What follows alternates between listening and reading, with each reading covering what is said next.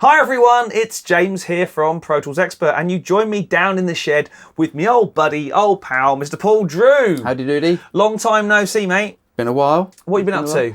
So yeah, I stopped doing stuff for Studio One Expert and Pro Tools Expert, and because work just came in, I was doing lots of TV stuff. Anything we can name drop, plug? Yeah. Well, we're doing lots of stuff for BBC and Channel 5, but the new Alan Carr show, which is just coming out, we had to do the music and the theme tune for that. Cool.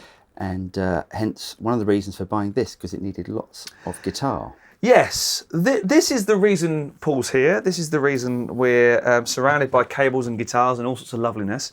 It's not a fridge, is it? No. It's not a drinks cabinet. It's not one of those sort unfortunately of, not. an 80s drinks globe. No. Tell us more. So it's made by a company called Grossmann, which is a German, and as you can see from the manufacturing, it's ridiculously built. It's absolutely amazing. It wobbles rather beautifully. It does, isn't it? It's like jelly. Yeah, it's like decoupled on the floor as well, which gives it that wobble. But yes, made by a company called Grossmann. It's an ISO cab, and he's really worked hard at getting the sound. Because most ISO cabs come with like nasty resonant frequencies, and he's really worked hard at getting all those frequencies ironed out by putting different things in the top. And it's just an amazing piece of engineering. And also, it's the reason why I bought it was because I was in the studio and we were doing the Alan Carr show, and I'm so sick of having an amplifier, because my studio is very much like yours without your drum room, where everything is in one room and you've got the guitar speaker blaring at you, and you never really get a true representation, apart from putting headphones on, what it's actually going to sound like through your speakers. Yeah. Hence this thing, which is the ISO box. So noodle a bit for us, because quite frankly, you is the guitarist, and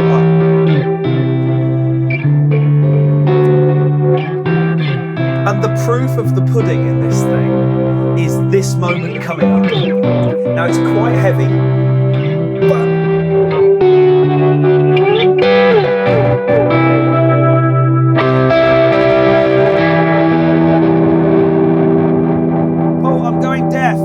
I'm going deaf and my arm is about to come off. We'll open that up again in a second so you can see the mics we've got and how we've got everything configured and stuff like that.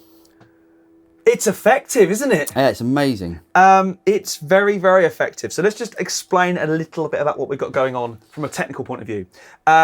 We're recording into the Pro Tools system all three mics that are inside. We've got an SM57, because you can't do a guitar recording without an SM57. We've got an SM7B, which I've never used on guitar, but apparently lots of people do. You've taken all the padding and guts out of the nose, haven't you? Yeah, I actually don't know if it makes any difference, but I just wanted to take away any hint of it blocking any frequencies. Yep. So I thought I'd do that. And there's also a mic I've not used, a CAD. It's a CAD, which is Connaught Audio Design. It's an American microphone. And that's a large diaphragm condenser. It is. So we toyed with putting a ribbon inside there, because obviously I've got the Sontronics Delta, which is a ribbon for guitar cabinets. We didn't, because quite frankly we thought we could be playing with this sort of stuff all day. We might change it up later on. But when you hear the guitar inside this thing, you are hearing the guitar mics inside the cabinet. So when Paul plays now,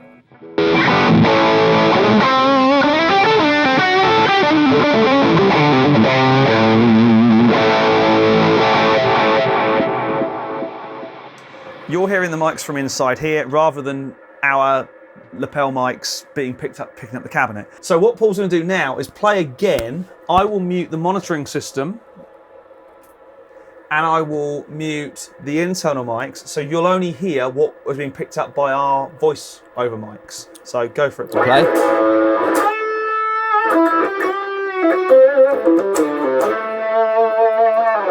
And if you keep going, I'll lift the lid again, so you get some idea of how blisteringly loud this thing is.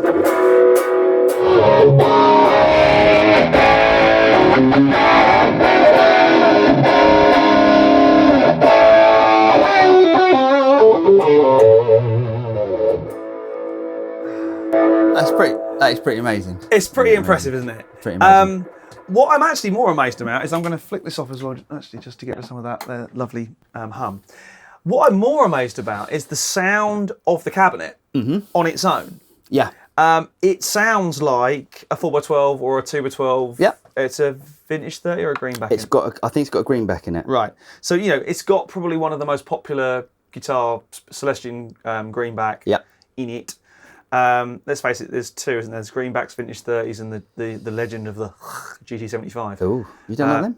No, not GT75. No. Isn't that what's No, that's vintage 30s in there. Oh, okay. Oh yeah, definitely. But I'm amazed. I'm amazed how much variation it makes. But when you lift the lid, it sounds like a really big guitar cabinet. Yeah. And I think actually from the recordings, we'll hear that it sounds like a big guitar cabinet. We've done a little bit of work to get the phase on the 3 mics right. I'm not going to suggest for a moment we've gone into enough detail to really actually do a recording. Yeah. But the mics have just been stuck in there, haven't they? We haven't fiddled around trying to get the in right fact, sound. let's show you how we've got it set up, because it's a really cool system they've built in.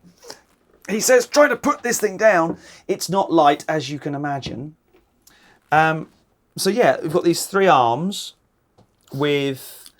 It can come as a 2-arm version as well. Right. 3 arms with conventional kind of mic size clips and stuff. And we've just attached them all in. We've lined them up pretty close. There's plenty of movement. All the arms can move and rotate and stuff like that.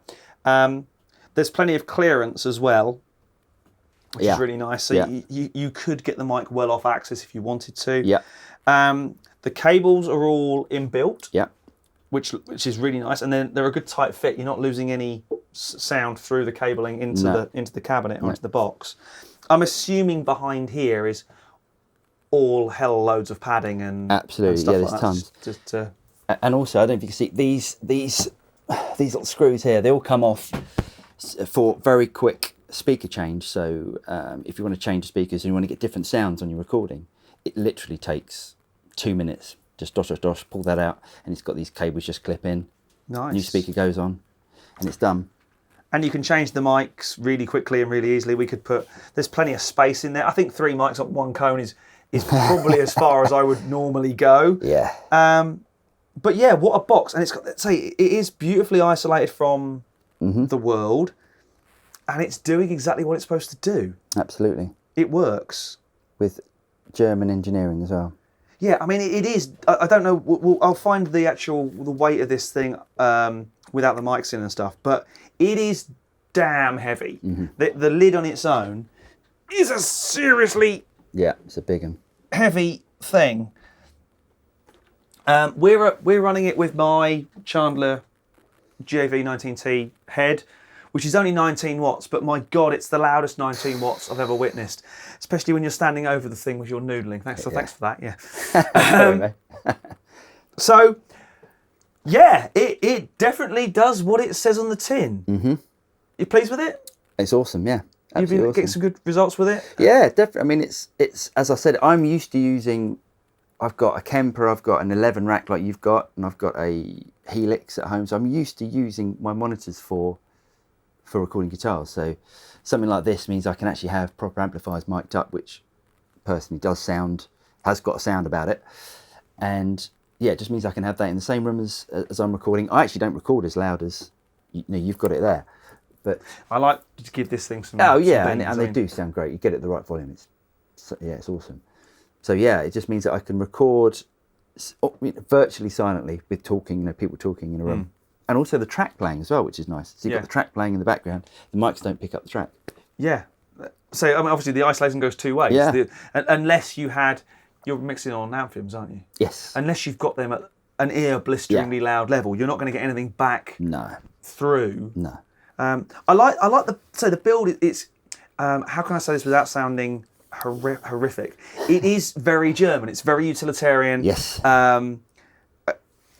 They've not gone for sharp edges, and all the corners are chamfered off and stuff. It's just a really nice thing. It does look a bit of a fridge. I'm pretty sure I'd be tempted to put stickers all over it and stuff. But to be able to have a mic'd up guitar cabinet permanently set up. You're also not going to knock the mics over. Yeah. You're not going to be moving them. Everything's permanent. Yeah, once you get your sound right. Short of like someone like, I know Tim Pierce has put that amazing kind of, he's converted a garage, isn't he, into his amp room. Has he done that I think it's in his garage. It's a huge kind of... The door he opens. Yeah. Oh, I've seen that. Yeah. Yeah. He's awesome, yeah. I'm short of doing that. This is probably the next best thing. Yeah. And we're not saying at this point there isn't a place for digital guitar, amp simulations, things like that. There definitely Love is. it, yeah. But I think when it's the lead part on a track, when it's the big screaming solo, a mic'd up cabinet Couldn't agree more. will always sound better than Couldn't agree more. an Axe FX or an 11 rack, or even say the two notes thing that I'm using with the real amp is awesome. But there is something about mics on cabinets and no digital interference. Paul, thank you so much for bringing it over. Pleasure's all mine.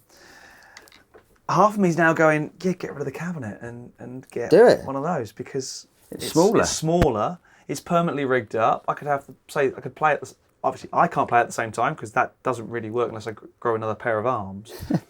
But to be able to have guitar, bass, drums all at the same time in the same room in the same space, you know, that's a damn sight less bleed from like that in the drum room at the same time as you would get from a guitar cabinet on stage. Absolutely.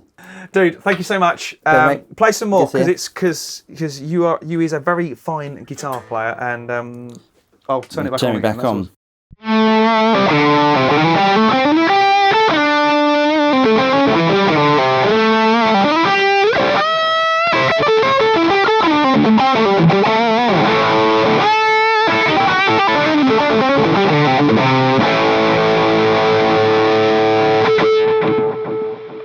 He's been Paul Drew, my name's James Ivey, and I will see you again soon for plenty more gear talk.